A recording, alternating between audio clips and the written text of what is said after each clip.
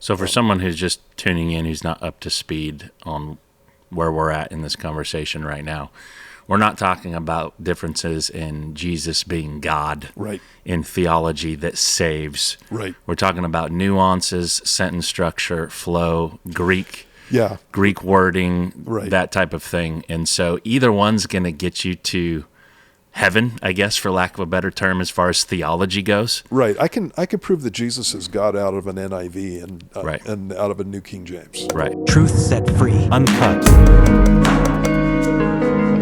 Truth set free. Uncut. Free.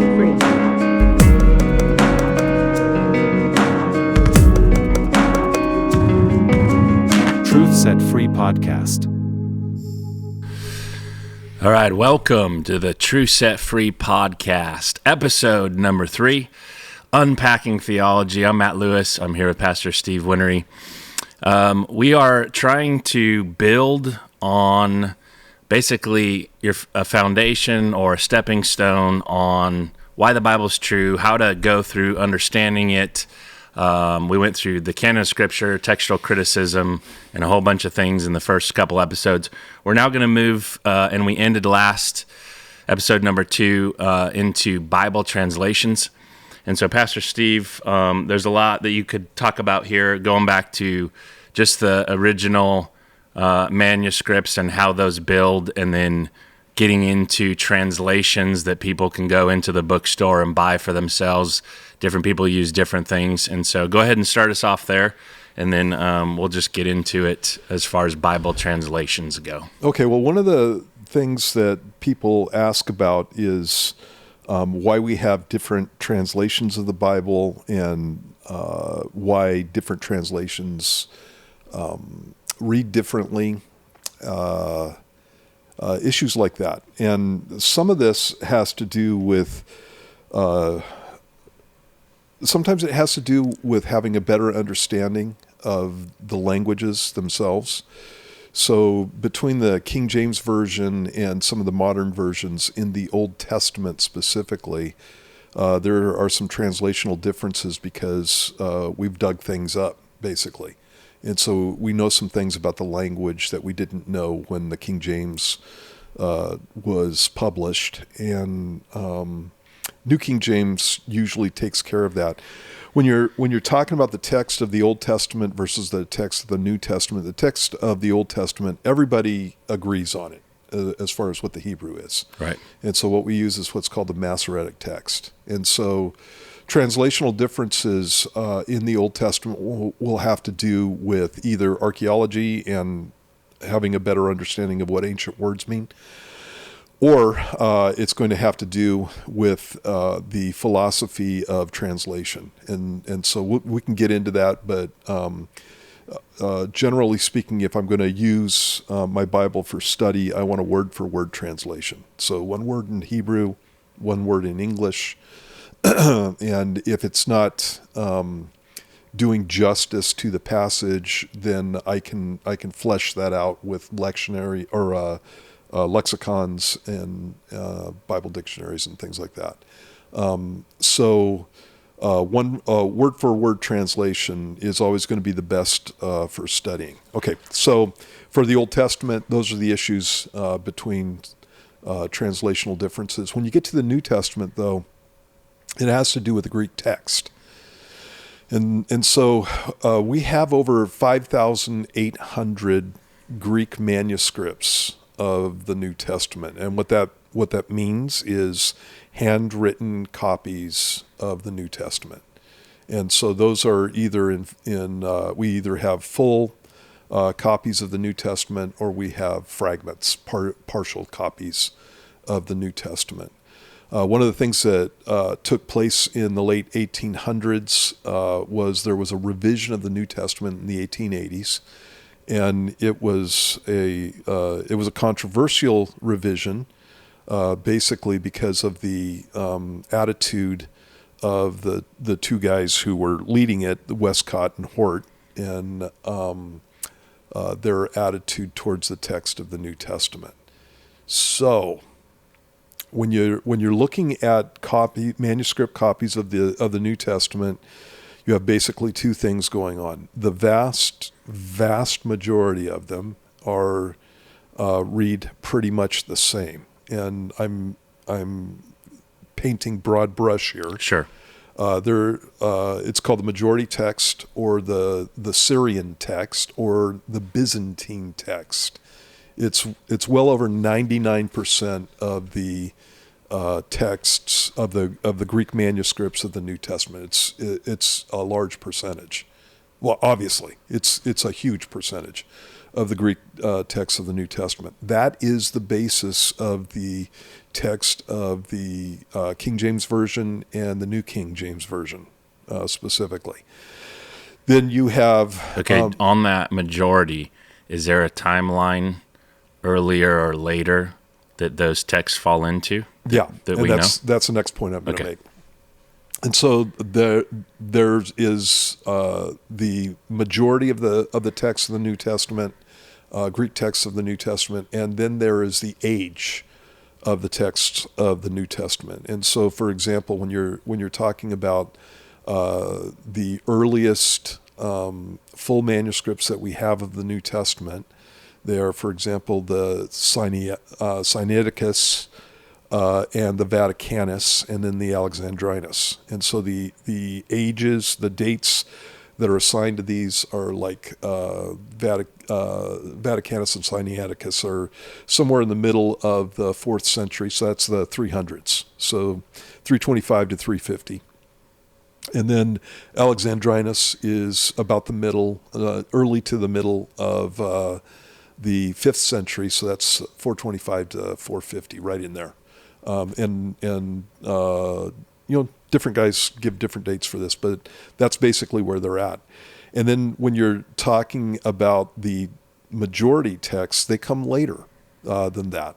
And so not radically later, but they come later than those three texts. And so one of the things that you're going to be looking at when you're looking at which text of the New Testament that you want to use, and basically there are three manuscript families. And so Alexandrian and the Western text, and then what's called the Syrian text or the Byzantine text.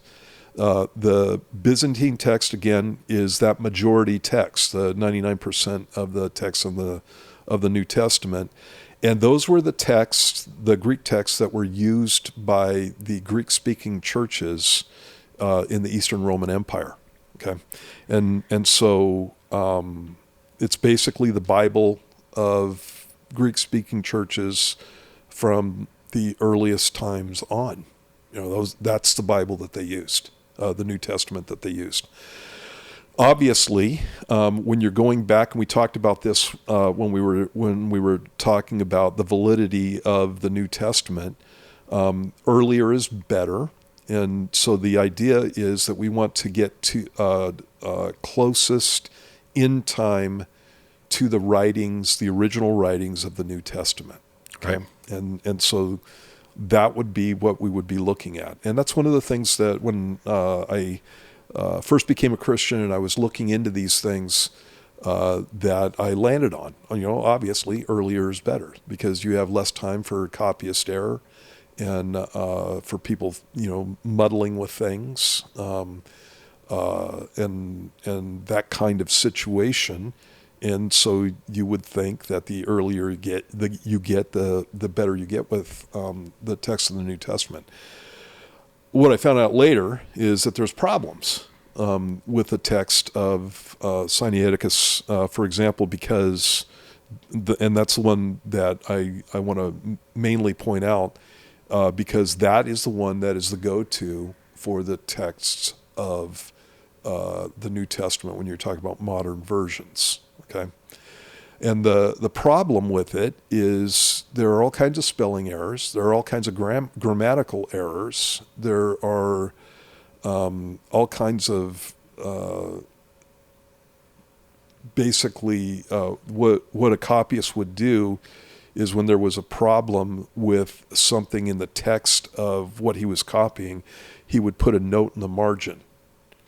And so there are a lot of marginal notes in Sinaiticus, And so now you got an issue of, okay, why isn't Sinaiticus matching some of the, the majority text? Why isn't it matching Vaticanus? So Sinaiticus and Vaticanus don't agree with each other. They don't agree with Alexandrinus, and I'm talking in not in the majority of the text, but I'm talking in those areas that there are questions. Right. So they don't agree with each other, and they don't agree with the majority of texts. And so how do we, basically, again, the whole idea that earlier is better is a good standard, but you're not leaving room for perversion of a text. And so this is one of the major issues with some of these earlier texts. You have guys on different sides of this whole argument basically coming down on these things, and one group is saying that Sinaiticus is flawed. And, well, it is flawed. So why do you think it is in the beginning that way instead of later with the majority having those things show up? Why would it be in the earlier ones? It's kind of interesting that the way it was found, it was being thrown away. Okay, I was waiting to mention that, but yeah, and so Tischendorf was down in the Sinai at St. Catherine's. That's why it has the name.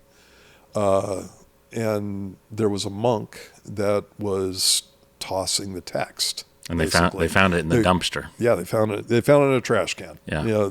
Not all of it, but some of it in a trash can because they considered it to be flawed. Right. Okay.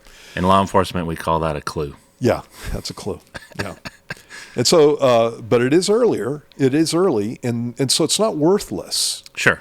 But it could be problematic to base a Bible on that. And in actuality, this is a kind of hard subject to talk about because I'm speaking in broad terms. You don't have a New Testament that's based on Sinaiticus. If you did, it wouldn't read well. Okay, and so when there's arguments between readings, what a textual scholar will do is he will basically go for one reading over another, and basically that's what's going on. So for the text of some of the modern versions, you have what's called the eclectic text.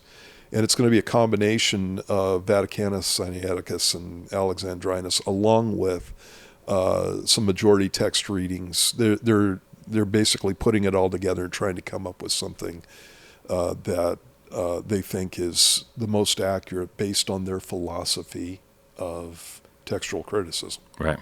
And that can be problematic. So for someone who's just tuning in, who's not up to speed on where we're at in this conversation right now, we're not talking about differences in Jesus being God, right, in theology that saves. Right. We're talking about nuances, sentence structure, flow, Greek wording, right, that type of thing. And so either one's going to get you to heaven, I guess, for lack of a better term, as far as theology goes. Right. I can prove that Jesus is God out of an NIV and right, and out of a New King James. Right. And I can prove that Jesus rose from the dead. And I can, and there are some differences in verses that are left out of some of the modern versions. Yeah. We're going to get into that. Yeah. And so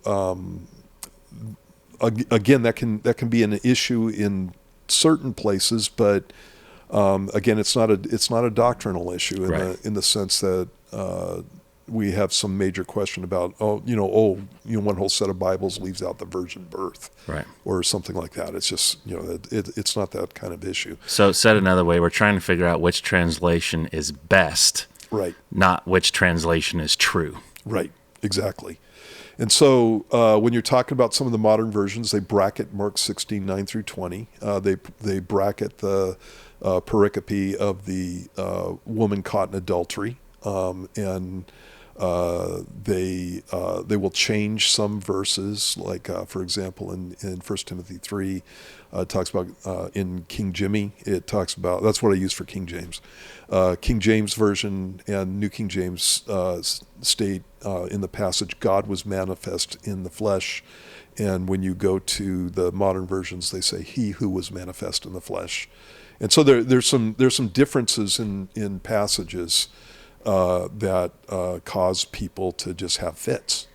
Basically. Okay, so let's just get into that. So when you're talking about the Mark passage, in a modern Bible translation, most of those will still have that in there, but in italics or notes. I don't know any that don't have it in there. Right. It'll just annotate it or put it in italics or something that lets you know. And so which even in my New King James version, it states verses 9 through 20 are bracketed in NU, and that's the eclectic text that's based on the earliest manuscript copies. In the NU is not in the original text. They are lacking in Codex Sinaiticus and Codex Vaticanus, although nearly all other manuscripts of Mark contain them. So it's in the majority, not in the early. Right. And even with that, there's some problematic things with that, and we can talk about that in a minute. Okay. Yeah.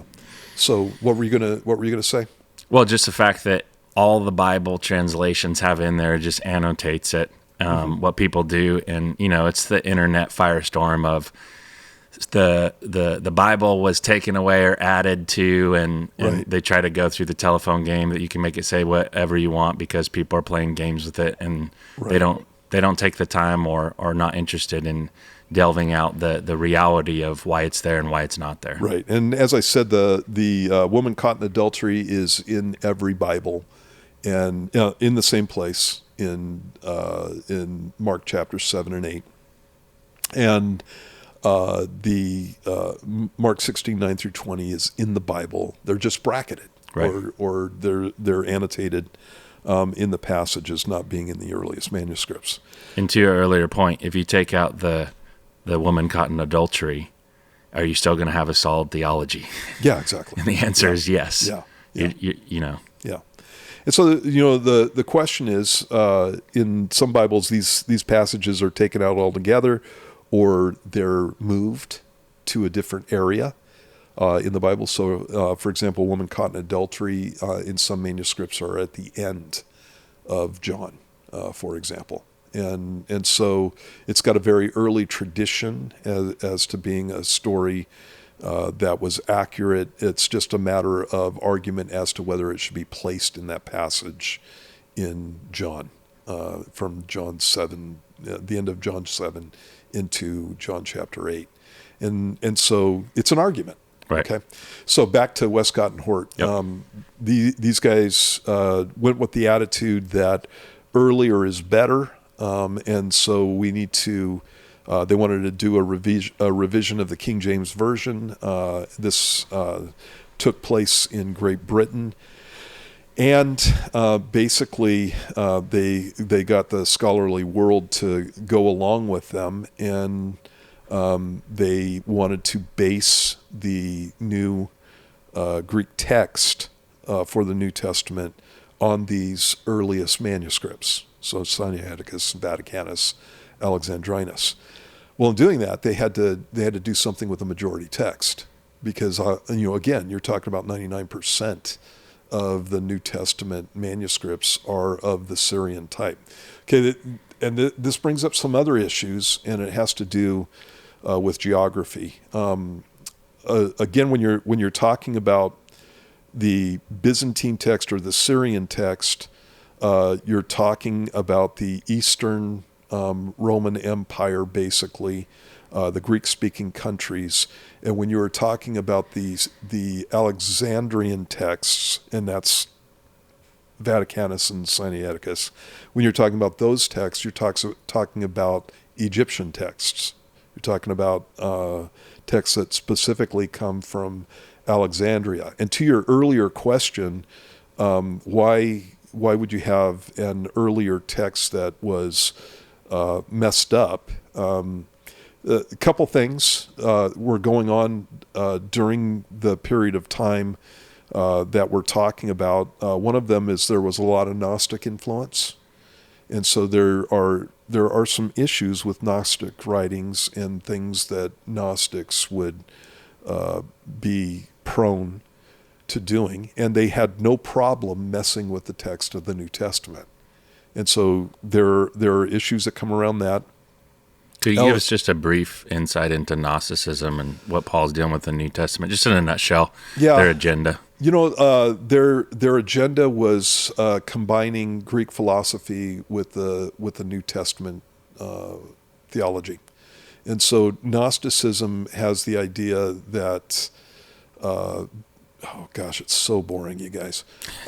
But it's got the idea that there is a God who is pure spirit, and this spiritual God emanates, sends off rays, they call them eons, sends off these rays, and I'm lumping a bunch of Gnostic schools together, but sends off emanations, and these emanations are also personal, and so they become eons, basically angels or messengers from basically the good spirit God, and these emanations get further and further away, and as they get further and further away, they're more corrupted, and they become more materialistic until you get an eon or an emanation that came off from the good spirit God that was basically into materialism. And in Gnosticism, materialism is evil. Okay, so the material world is evil. And so they teach that the God of the Old Testament is evil in that he perverted the truth and the purity of specifically the spiritual realm in making material things. So consequently, a Gnostic will react towards the material world in a couple of different ways. One is trying to withdraw himself from the material world altogether, and so you get situations where these guys would go off and they would basically become Gnostic monks and try to separate themselves from women specifically, and they were highly ascetic in the sense that they fasted often because, again, you're eating, that's material. And so basically a Gnostic would believe that everything material was evil. So my Bible is evil because it's material. The table is evil because, the whole world is evil, and I need to separate myself from that. That brings implications into the Bible, and so people are familiar with some of these stories because of Gnostic writings. For example, Jesus didn't have a material body, and that when he would walk along the shores of the Sea of Galilee, he wouldn't leave footprints. This is why he could walk on water, right. Things like that. You couldn't actually touch him in that kind of sense. And so just nonsense, basically. Like you said in the last episode, just go read it, because all the flavor comes to light in when you're talking about the flesh and material things and its attitude towards women, and all of those things come out. And then they're pseudo-gospels. So they tack somebody's name on, Thomas or whoever, to try and make their Gnosticism valid in the Christian world using someone. So it's a lie out from the gate of just the authorship. They're lying when they put the title on the writing. And so that's one reaction to Gnostic teachings. The other one was that you can't get rid of the material world, and so the material world, these Gnostics felt, didn't really affect you, and so you could do what you wanted. And the one ascetic Gnostic would stay away from women. The other ones would delve into anything that they wanted to, do anything that they wanted to with women, do anything. They were profligate in all kinds of ways. And so you see some of the issues of Gnosticism in some of the writings in the second, third century. Specifically, some of the early church fathers are dealing with Gnostics, and they would attack the deity of Christ specifically. Sure. And they would attack the validity of women being involved in ministry specifically. And things like that. So we talked last time about the last verse of the Gospel of Thomas, where Jesus tells Peter that he's going to make Mary male, so that she can receive all the blessings of heaven when she gets to heaven, basically. And so that's Gnostic, and so you have that. Well, Egypt was a hotbed of Gnosticism, and so when you're talking about some of the early heresies, a lot of these came from that arena, from that area. And so Arius, for example, was from Alexandria.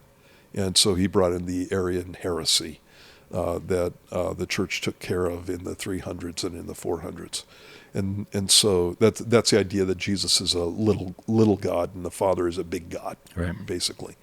And so the area itself starts bringing the situation into, it makes it suspect. Okay. One of the cool things about the area, though, is that it's dry.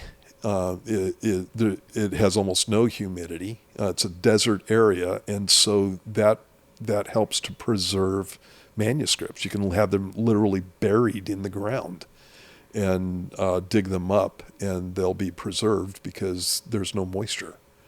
And so you're going to have a tendency to have earlier manuscripts come from a region that's dry, and you're not going to get these from other places. The other thing that you have during early church history is you have attacks on the New Testament specifically.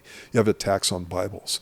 And so when the persecutions were taking place, they were literally going into churches, burning the scrolls, burning the codexes of the New Testament. And so a manuscript that somebody felt was worthless is not going to be in a church. And so it's not going to be subject to some of the same attacks that other manuscripts are subject to. And so there's a number of things that could have taken place in specifically the issue of the earlier manuscripts not being Byzantine. And these are things that need to be paid attention to. What Westcott and Hort did was because the evidence of the majority text was so huge, they had to come up with a theory of why we have that. And so what they came up with was a recension. It's called the Lucian recension that took place basically early on, in the 4th, 5th centuries of the church age. And so basically what happened was the early church fathers got together, and the Nicene fathers basically got together, and they decided to make a revision of the New Testament to smooth out writings and to fix the grammar, and to take passages that look like they were disparate and try to bring them back into conformity. And so a lot of times when you're seeing differences in the King James or New King James versions versus the modern versions, you'll have shorter readings in areas in the Bible. So, for example, you might have a reading in the Gospel of Matthew. I should have written some of these things down. That says basically,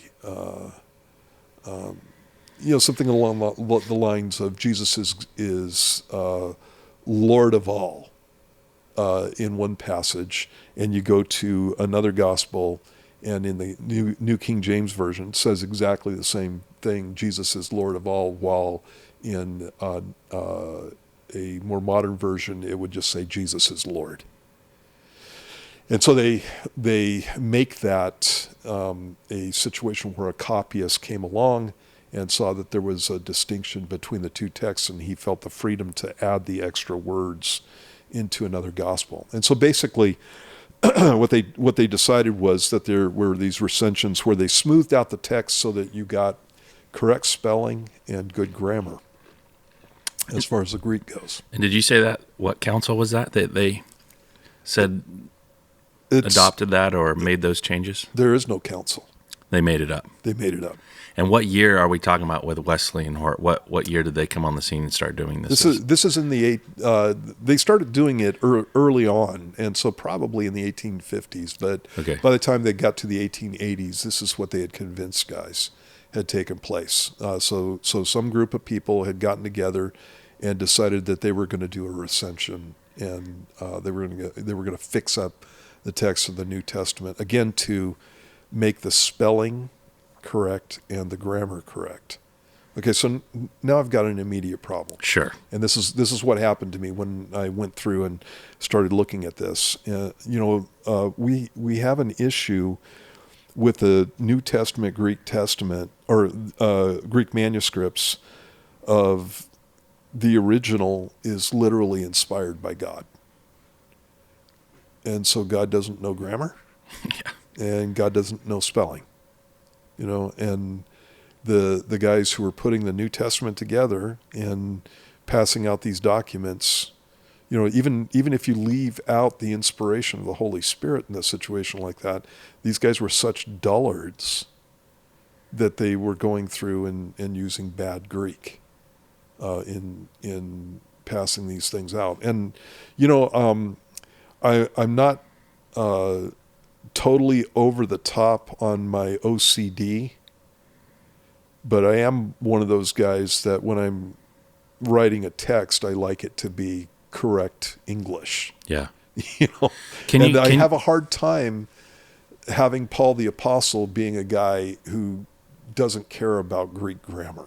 Especially when you look at how precise he is, and, I got this from you, but the way he outlines his books, and you're talking about an amanuensis, so he's doing this in his head, and when you read him, it's like, this guy's a genius. Yeah, he knows how to write. Right. Can you for a moment though just talk about the infallibility of Scripture, why that's important? Because I think in the 2025, when this is being recorded, you have this attitude where it's like, well, what does it matter if there's some errors? And you mentioned that it's inspired by the Holy Spirit. Right. So how does that mesh? Right. And so when you're talking about this, there are differences in the text. And so you have to understand that even in the majority text, there are differences in certain passages as far as sometimes word order or the endings on a Greek word, and they don't change the meaning or anything along those lines, but there are some differences. And so you need to understand that. And so the whole point of the textual criticism is to try to get back to the original as closely as we can. Right. And again, it's not one of those things that's going to deal with any kind of doctrinal issue. The reason that this is important is because of the way that the Bible's interpreted. And the way that we interpret Scripture is with the historical grammatical method of interpretation, and it literally comes from the Bible. So Jesus in Matthew chapter 5 is talking about the fact that he didn't come to destroy the law, he came to fulfill it. And until heaven and earth pass away, not one jot or tittle will pass away from the law until all is fulfilled. Well, what he's talking about is the smallest letters in Hebrew. And so Jesus is saying that the Hebrew is going to be preserved to the jot and tittle, so to the smallest letters. When you have Paul in, I believe it's Galatians chapter 3, when he's talking about the promise of Abraham, promise that God gave to Abraham of a seed that's going to bless the whole world, specifically the Gentile world, he says, and God spoke of seed, not seeds, meaning one, which is Christ. And so now he's using whether or not a term in the Old Testament was plural or singular and basing a whole doctrine on this, okay? Jesus, when he was talking in Matthew 22, he's talking to the Sadducees, and they have a problem with the resurrection. And so they go through and come up with a story. A guy had 7 brothers, all of them, he dies, all of them have his wife. Whose wife is she going to be in the resurrection? And Jesus says, you do err, not knowing the scriptures nor the power of God. And then he makes the point that when God was speaking to Moses, he said, I am the God of Abraham, Isaac, and Jacob. And the point that Jesus is making there is tense.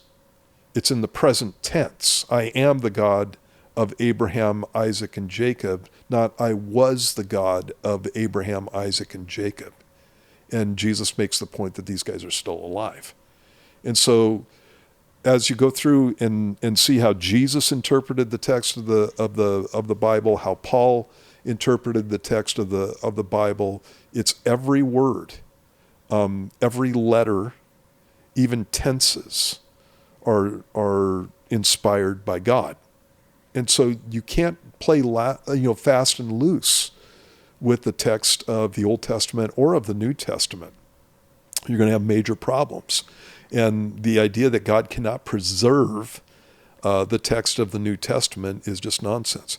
Here's the other thing with this is when you're talking about the majority text of the New Testament, it's not localized in the sense that it's only in the Eastern Roman Empire. I made the statement that the Greek churches were using this, but it's all over the place. And so whether you're talking about North Africa or whether you're talking about the Western Roman Empire, you can go through and geographically trace down the lineage of the majority text, and it's all over the place. And so you've got to come up with some theory that gets that large a representation of the Greek manuscripts in the whole known world, and basically you're going to have problems with that. You're going to have major problems with that.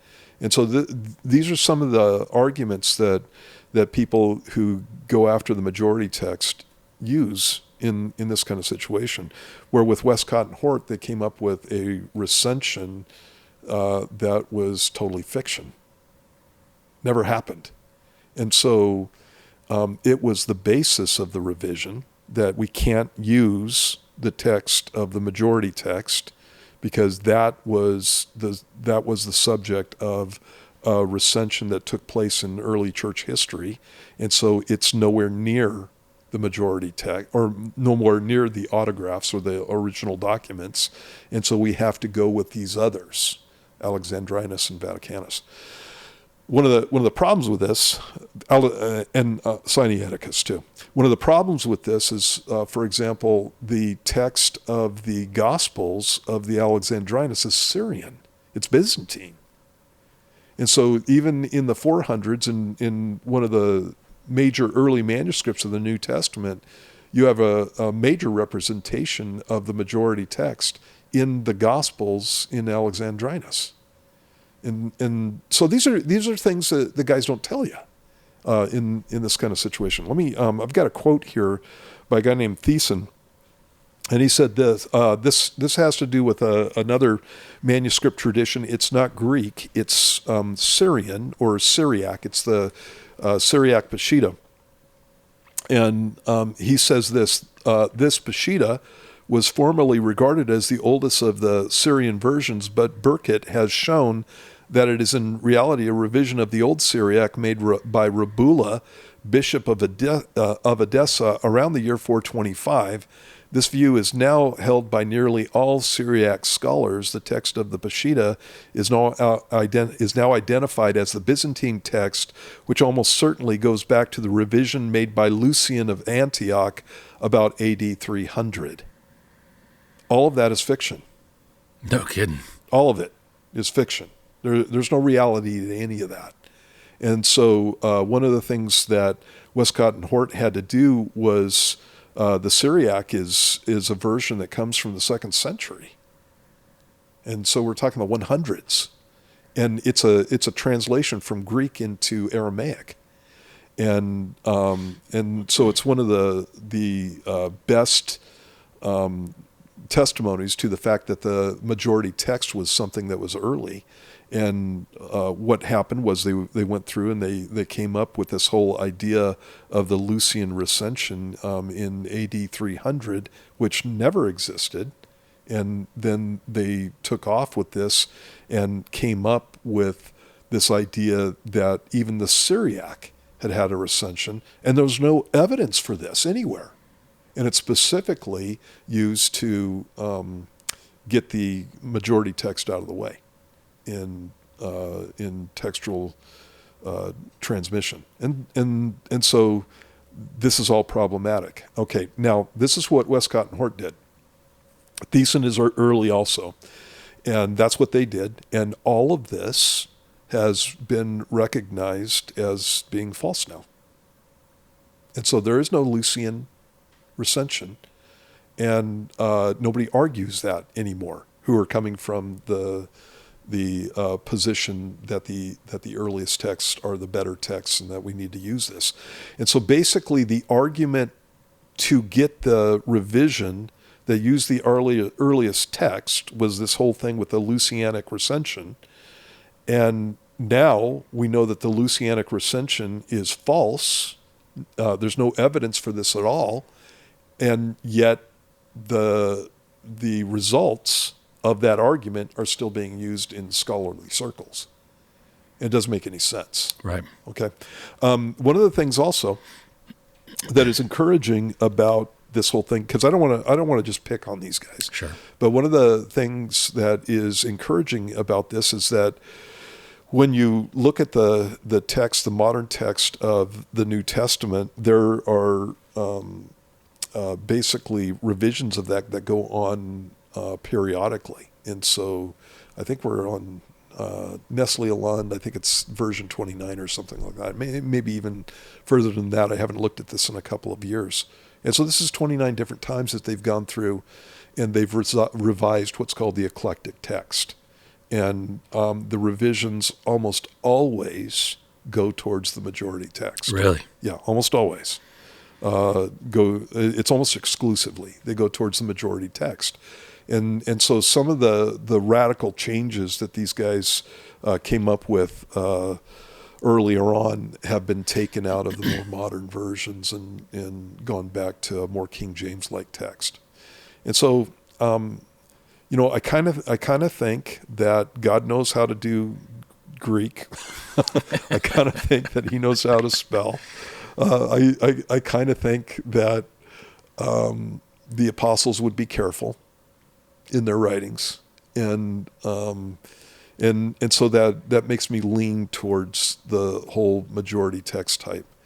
On top of that, you have writings of the early church fathers where they're quoting from passages out of the Bible, and I've heard or I've read guys who come from the eclectic text camp say that there are no majority text writings in the early church fathers, and it's just nonsense. I've gone and checked it out myself, and so, for example, when you're talking about Mark 16:9 through 20, you have tons of references to those passages in the early church fathers from long before the dates for Sinaiticus or Vaticanus. And so you can't be quoting from or referring to a passage out of the Bible that doesn't exist in these early manuscript copies if they don't exist. Right. It's it's just nonsense. And so again, it's one of those things that when I started looking at because I teach the Bible, well, you get to Mark 16:9 through 20. What are you going to do with it? You just going to throw it out? And so I had to go through and start looking at this and seeing what the evidence for this is. And so, like, for example, specifically with Mark 16:9 through 20, this is just in my Bible. These are the references that I put in. You've got Papias referring to 1618, circa 100 AD.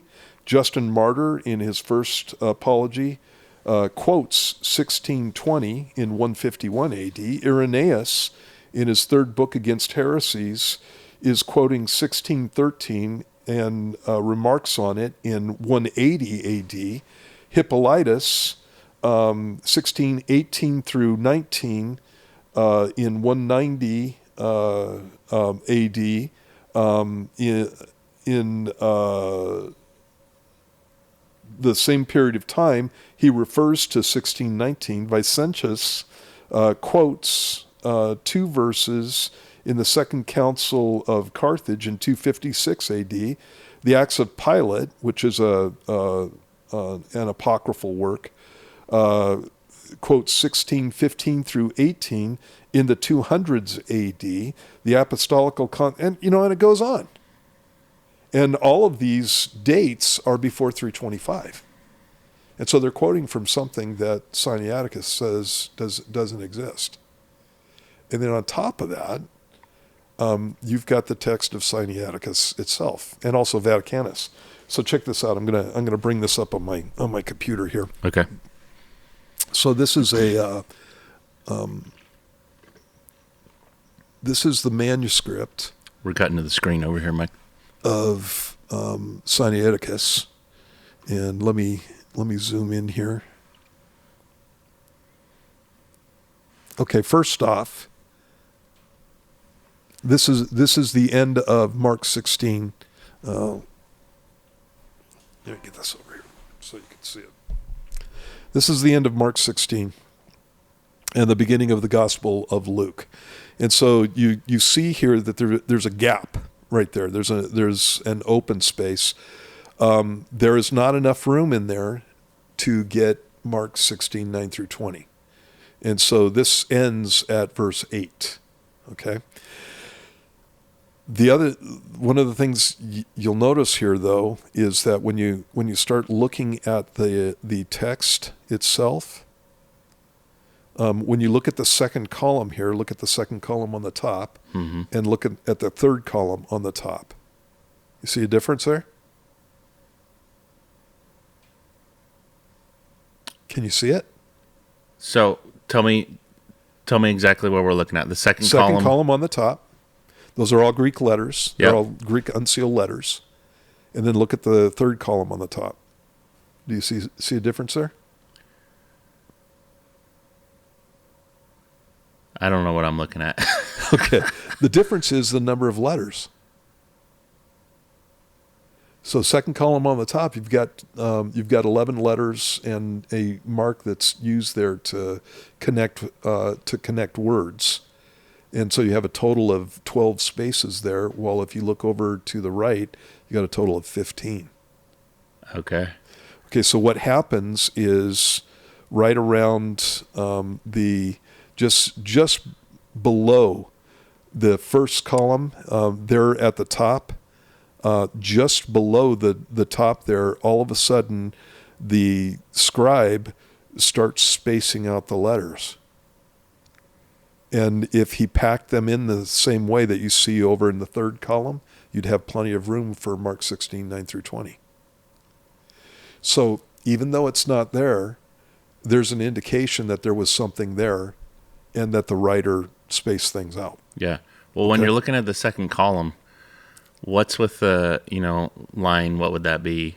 4 or 5? It's like it starts going into like he's messing up or something. You know what I'm talking about? Yeah, there's a lot of places in the manuscript itself that are messed up. If you look over on the left-hand side in the margins, those are some of the writings that a scribe would put in the margins to correct things or those are the edits. They're edits basically, and so that's pretty common throughout the manuscript. Okay, so that's Sinaiticus.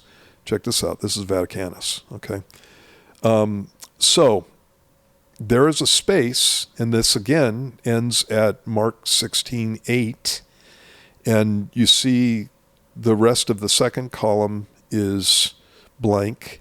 It says Kata Markon, and that's talking about Gospel of Mark. And then you have another column that's blank, and then the next page in the unseal starts the Gospel of Luke. So I see that it's blank, but you can see almost like a like a less defined wording. Is that from the other side? Yeah, it's from the other side of the. Okay, yeah. gotcha. These are pages of a codex or pages of a book. Gotcha. Okay, so you can see the bleed through from the backside. Right. In any case, you have this gap, right? And so you have a whole column there that doesn't have anything in it. It's the only place in the whole manuscript that does that. Really? Yeah. And so normally Luke would start in the next column. And it doesn't. And so it's an indication that what the scribe is letting you know is that there was something there. And he's left it out. And so even though these two manuscripts leave out Mark 16:9 through 20, there's an indication in both the manuscripts that something was actually there, which would probably be Mark 16:9 through 20. Yeah. So, just stating that, for example, as it says in the margin of my Bible, they are lacking in Codex Sinaiticus and Codex Vaticanus, although nearly all other manuscripts of Mark contain them. That's a little bit deceiving because of this kind of information, and so again, if you've got guys quoting from it a couple of hundred years before these documents themselves, then the issue there is they're obviously quoting from a Bible that has it, and now we have here a manuscript that doesn't have it, and so what happened there? And what happened there is the manuscript left it out. So again, that's an indication that the majority text on specifically Mark 16:9 through 20 is more valuable than Sinaiticus or Vaticanus on these issues, and Alexandrinus has it. And so again, earlier is not always better, and so you have to go through and you have to kind of figure out where you're going to come down on the whole issue of which Greek manuscripts should be used. And I think that the majority text has the majority text is most likely going to be closer to the originals than either one of these. So again, when you're talking about Vaticanus and Sinaiticus, and these are the major ones that we're talking about, they don't agree with each other. Okay, and they don't agree with the majority of Greek manuscripts, and yet what we're doing is we're basing translations on these, and so and again, they keep updating the eclectic text, and so they keep getting closer to the majority text when they're doing these updates, and so I think that's good. They're realizing that there are issues with these things, but again, I think that these are not the manuscripts that I would base my New Testament off of. Okay, so we've been talking for roughly an hour, and when people ask me, what text does Steve use? And why does he use it? Yeah. I just look at him and go, he's a New King James guy. Yeah. So if you want more, I'm going to reference this podcast because there's just so much to talk about, and you got to do your due diligence and go back and do your research and stuff, and so you have that. Okay, so a couple things that I want to get into this podcast is the Bible translation style, Right. word for word, thought for thought, and then what Bible translation should they use based off of what you just laid out for argument of what text to pick. So, and I have Textus Receptus written down in the critical text, which, not to confuse people, are versions of the text of what we just talked about in different camps. But where do you want to start with that? Do you want to do word for word, thought for thought, and how they do that, or do you want to do? Yeah, let's talk about that. Okay. So different Bibles have different translation philosophies, and so if you're going to use the critical text, like you were talking about, the eclectic text, if you're going to use that, then one of the best versions of the Bible that translates that faithfully is the New American Standard Version. And it's useful not only for guys that are using the eclectic text, because again, what we're talking about as far as the differences go are very few. Right. They're very few and far between, and so it's something that even with this conversation we need to keep in mind. And so I like going to a New American Standard Version to see how it brings across the text itself, and it's going to give you a really faithful reading of the Greek there. And it doesn't always read, in a way that flows, because obviously Greek is a different language than English and has different grammar, but it is going to be faithful to it. You said the NASB on that? Yeah, New American Standard Version. And so that's a good one for the eclectic text. I use a New King James, and if I could, I would be using an Old King James because I grew up with that and I like it.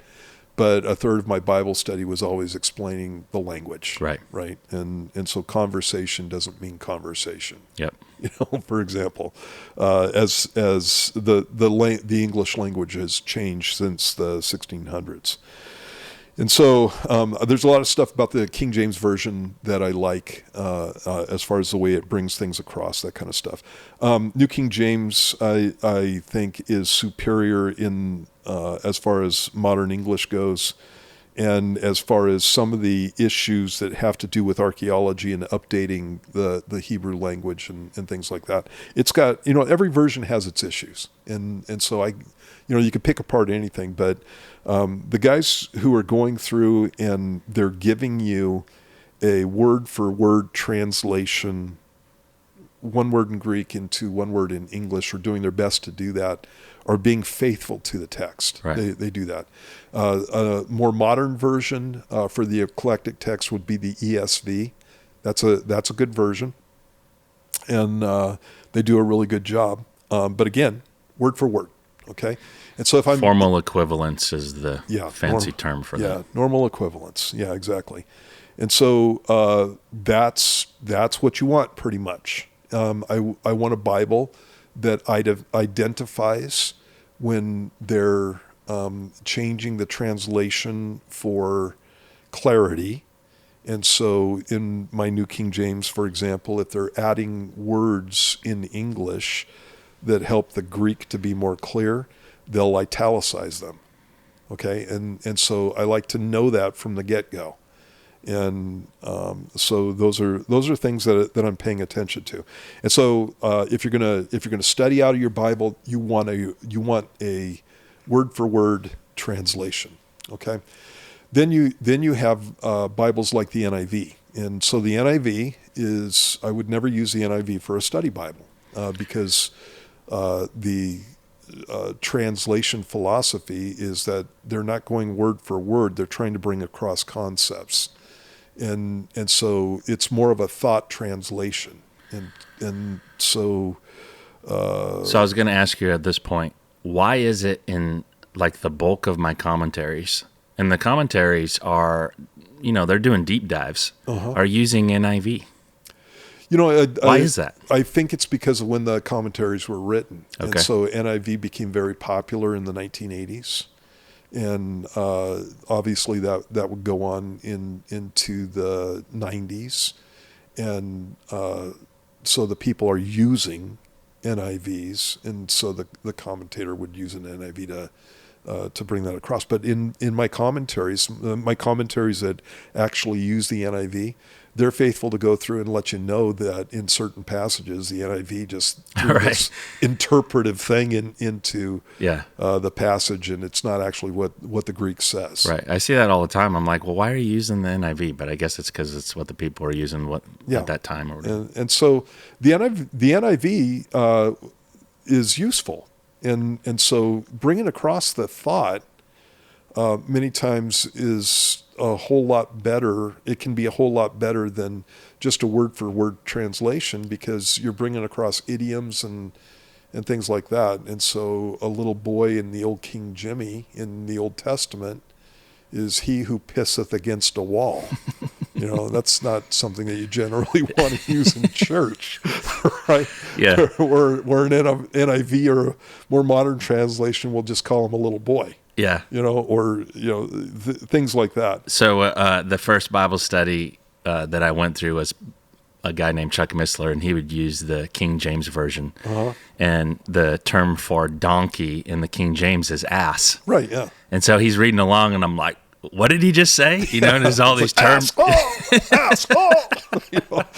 There's all these terms that are, yeah. it's the King Jimmy. So Yeah, and so a lot of times when I was teaching out of the King James, I would change ass to donkey, just because of our culture, right? And I don't want people to get stuck on that term. So I mean, to be clear, we use all these translations. I have every one of these on my shelf or on my eSword or whatever. But when you're teaching out of, you pick the New King James specifically because of the accuracy, word for word. Right.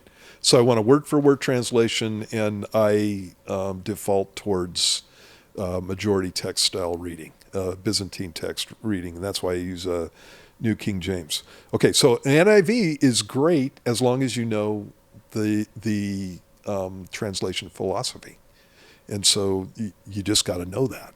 And there are passages that the NIV kind of forces you into an interpretation of the passage. So, for example, in Romans chapter 7, it talks about the flesh, the fleshly nature, basically, and so it talks about the flesh throughout it.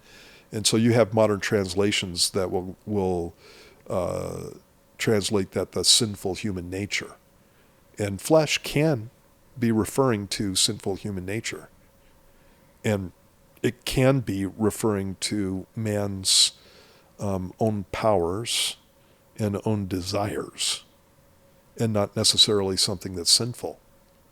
And so as soon as you translate that sinful human nature, you've locked somebody into an interpretive thinking about Romans chapter 7 and Romans chapter 8 that isn't in there in the Greek. Right. And so it can be a valid interpretation, but it's not there in the Greek. Yeah. And so you have to know that when you're reading an NIV. You got the same thing. One of the translations that I use a lot when I'm referring to a passage is the NLT. And so the NLT is the New Living Translation, and it's a paraphrase. And it's a good paraphrase in most places that I've seen, because what it does is it helps bring out what the Greek is actually saying. Mm. And so they did a good job on it. And so when I'm in a passage that's not clear and I'm studying it out and I'm going to all my Greek tools to do exactly this, I'll study it out and come away with a certain reading of the passage, and then look at an NLT and it has exactly the same thing. And so it can save me all kinds of time and actually clarity in a Bible study. Just quoting from I always check it out. Yeah. But quoting from an NLT will bring out the things that I want to see in the passage. I would never study out of an NLT. Right. Because again, you've got a whole interpretive framework that locks you into the author's interpretation. So I remember the first time I came across that, and it was in Matthew chapter 5 when Jesus gives his first public sermon, the Sermon on the Mount. Mm-hmm. And in the the New King James, it says that blessed are the poor in spirit. Uh-huh. And so the idea is what he's saying there is that I am bankrupt, I'm poor spiritually. Right. I'm spiritually bankrupt. Right, exactly. Well, he's starting off that point to give a study on the process of basically how to get saved, but the process that a person goes through in their relationship with God. Yeah. And then I read the NLT, and in at least the version I have here, it says that God blesses those who realize their need for him. Right.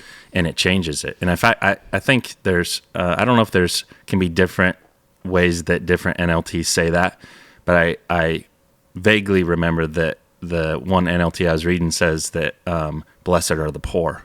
Yeah, and you're talking about not necessarily, the NLT is just a translation, so that's what the translation is. Right. You're talking about a paraphrase. Paraphrase. Yeah. And the one I was reading says, "Blessed are the poor." Right. Well, it left out spirit. Yeah. And so, great thought. God blesses those who realize their need for Him. Okay, that's true, but that's totally different. I mean, I need God, bless me, versus I'm bankrupt. Right. I have nothing. Yeah. Totally different Yeah. way to start out, where He's going to, Right. hammer away what for Jesus 3 actually chapters. says is way more nuanced, and it's way more effective. But what the NLT does do is point somebody to the fact that he's talking about our need for God. Right. And so, yeah, it's great. And again, you got to understand what the author is trying to do. There are, what the translators are trying to do with the passage. And so I use an NLT as a tool, not as a study guide. And again, these are things that you need to be thinking about. Okay, when then you're picking the Bible that you're going to read out of. Right. And then you have a third one that's paraphrase, the message and that type of thing. Can you just talk about that real quick? Well, they're pretty much the same as the NLT. The Message was an early paraphrase. It was done probably in the 60s or something. So same camp as same camp as an NLT. I like the NLT way better than the Message. Right. They were playing fast and loose with a bunch of passages. Yeah. Had a bunch of hippies running around with the Message Bible, coming up with all kinds of crazy things many times. So. Okay, and then so we talked about the texts as far as the early versus later, the majority versus the two that you went through, Bible translations, which Bible translation uses what text, what you like, how you pick those, and then you have what was the other thing that I said I was going to ask? I don't remember. I wrote it down here. You wrote it down? Yeah, good. Oh, you answered that. And what Bibles to use? Which one should I pick? Bible translations. Well, luckily it's a podcast and you can edit this out, Mike.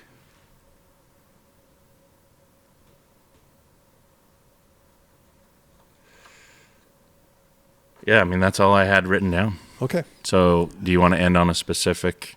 Yeah, so ultimately, the important thing that we need to be looking at is you need we're talking about studying versus reading. You need a Bible that you can read and you can understand. Okay, and so I don't have any I don't have any proclivities towards telling people which Bibles that they need to be reading. And don't get a New World Translation. That's not a version, it's a perversion. It's a Jehovah's Witness Bible. Right. And so obviously you have those. And that's a great example of some of the things that the Gnostics and Arians were doing in the first centuries of the church. I just remembered on this note what I was going to ask you. And this used to be an old thing, but it still comes up in different places. People who will say that they're hardcore King James only.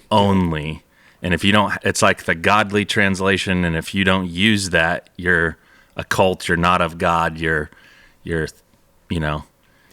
what would you say to those camps that are so hardcore about the King James Version being the only translation? I would say to them that they're wrong. It's not the King James that is what needs to be used. It's the Greek text of the New Testament. Right. So they have the best translation. I mean, you play those games all day long. What we should all be doing is learning Greek and just reading it out of the Greek text. And so sometimes I think that I've literally gotten conversations where they think God wrote it in the King James Version. Yeah, it's just. And when nonsense. you're like, it's translating Greek. Yeah. They're like, what? Yeah. And some of them are so hardcore into this indoctrination. If John the Baptist used the King James Version, then it's good enough for me. It's like, come on, dude. Yeah. It's nothing but a translation. And, again, I like it. I like the flow of it. It's very poetic and and all of that. I love the King James version, but it's a version, and so I think it's a great one, but it's a version, and it has been updated a number of times. Latest one I think was in 1900. And so it's been updated a number of times. And so you're not even using the original King James version. Most of these guys are not doing that. And so, there's nuance to that, and people get into camps on these things, and they're not even thinking straight with this. And so ideal would be everybody learns Greek. Let's do that. Yeah. So yeah, when I'm looking at the kind of Bible that I'm reading, you need to read a Bible that you understand. And so if I was going to read my Bible out of an NLT, completely valid, you could do that. I would have a word-for-word translation somewhere nearby, so that when I got to a passage that's like, oh, well, that's really interesting, look at it in a word-for-word translation, and you might go, oh, well, I might have to study a little bit more about what's being said there. Right. And yeah. So one of my favorite study Bibles is, and what I mean by that is for new believers, because of the language that we've already talked about. And I meant to bring my Bibles, but I didn't bring them. But I have an NLT study Bible, and they have so many maps and footnotes and study notes in there. It's just a fantastic resource. I don't know when it came out, but I wish I would have had that when I just got saved, because it was so valuable. It was everything there. And 22 years ago, there wasn't as many resources for study Bibles that there are now. Yeah. And so it's a very cool thing to have a new study Bible. So ultimately, a Bible that you can understand is what you want. And so if you want to read out of a King James and you understand the King James language, it's like more power to you. And I use a New King James because most people, have a hard time with Old King James language. And again, if I'm tacking something up on the screen, a verse that I don't want to go into detail to expound on what the verse is actually saying in Greek, I use the NLT many times in that situation as a tool. So I use all this stuff. Right. And here's another thing that needs to be addressed, because a lot of times I have heard guys say, they'll be going through a translation of the New Testament, and it may even be a good word-for-word translation, and they'll get to a passage and they'll say, well, the Greek actually says this. And anytime I hear that, my little antenna go up, because the guys who translated the New Testament in whatever translation you've got, and again, they have philosophies of translation, but they did a very good job. And so I haven't ever found in my New Testament a passage where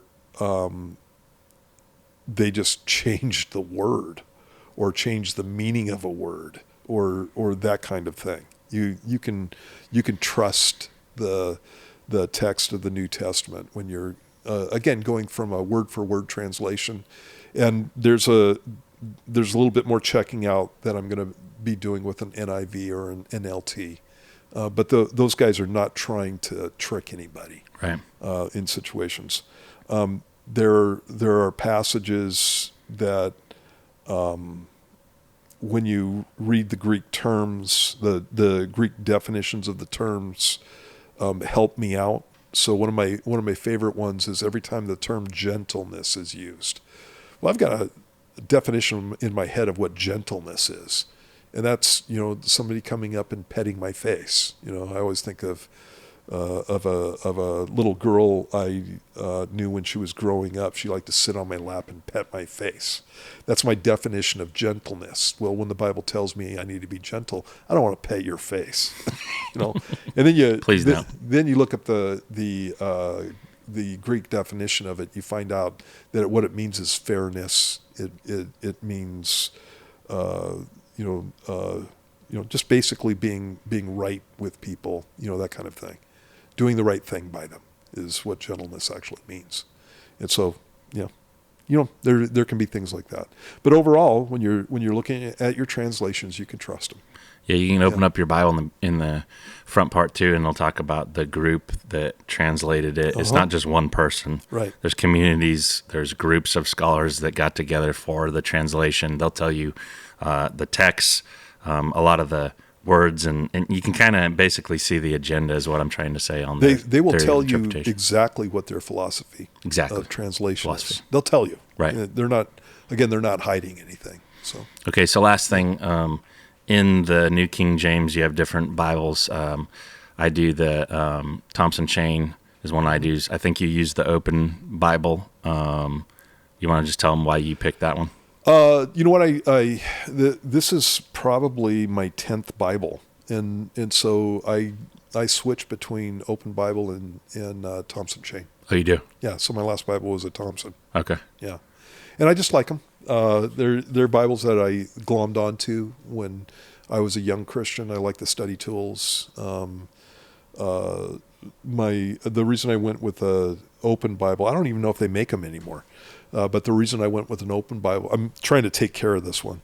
And again, the reason I went with an Open Bible this time is basically because it has fewer notes in the margins, and I want to just be able to read the text for the text. And so love the Thompson Chain because it's great for witnessing and being able to go through and find other passages that are corollaries to what you're looking at when you're reading it, and it ties doctrinal issues together throughout the Bible. Great for witnessing to cultists if you don't know your Bible very well. And so lots of cool things about the Thompson Chain. But Okay. You've had 10 Bibles? yeah, at least. I hate switching Bibles because you get that familiarity with it. Right. It's like driving a car. I know the shift points. I know how the brakes feel. Yeah. And, get a new Bible, and it's like I'm in a new car, and I don't know how it works. Yeah. It's one of the things that I've also done is I've stopped putting so many notes in it. Oh, really? Yeah. Because, I'm like anybody else. I get locked into what I'm reading there. Yeah. And so there are times when I've got some of my old Bibles sitting up on my shelf, and I'll be reading through a passage, and I go, hey, there was something I looked up on that. I'll go grab my old Bible, and I've got a note sitting there. So, but yeah. So All right. I'm becoming more of a purist as I get older. All right. So- Well, let's end it there. I have a verse out of Jude that I like to read, and so I'll finish with that. It says in Jude 1:24, "Now to him who is able to keep you from stumbling and to present you faultless before the presence of his glory with exceeding joy, to God our Savior, who alone is wise, be glory and majesty, dominion and power, both now and forever. Amen." Amen. Truth Set Free Podcast. Thanks for tuning in to Truth Set Free, Uncut, unpacking theology, one conversation at a time. If there's a question you'd like us to dive into, send it our way to uncut.truthsetfree@gmail.com. Be sure to subscribe to our YouTube channel at uncut.truthsetfree, and check out our live Truth Set Free Q&A show on Facebook and YouTube for more focused biblical insight. Until next time, stay grounded, stay bold, and keep seeking the truth.